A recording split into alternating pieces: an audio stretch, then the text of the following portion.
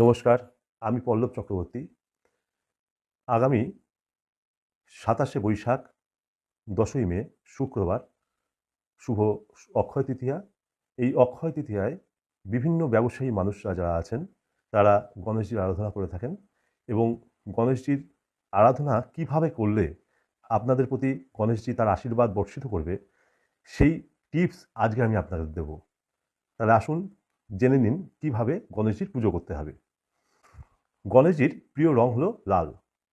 ওই দিনকে আপনারা যখন গণেশজির পুজো করবেন, রক্তবস্ত্র বা লাল কোনো বস্ত্র পরিধান করে গণেশজির পুজো করুন। গণেশজির প্রিয় রং লাল, তাই লাল চন্দন গঙ্গার জলে দিয়ে, কেশর গঙ্গার জলে দিয়ে গণেশজিকে ভালো করে স্নান করান। তারপরে অখণ্ড চাল, সেই চাল গণেশজিকে অর্পণ করুন এবং তার সাথে ৭টা দূর্বা নিন। একটা দূর্বা দিয়ে সেই ৭টা দূর্বাকে ভালো করে বাঁধুন। বেঁধে গণেশজির ডান দিকের বক্ষের কাছে রাখুন। দূর্বার মাথা যেন গণেশজির ডান দিকে দাঁত স্পর্শ করে। আর একটা কাজ করতে পারেন, শমী গাছের পাতা গণেশজির খুব প্রিয়। শমী গাছের পাতা যদি পান, সেটাও গণেশজিকে অর্পণ করতে পারেন।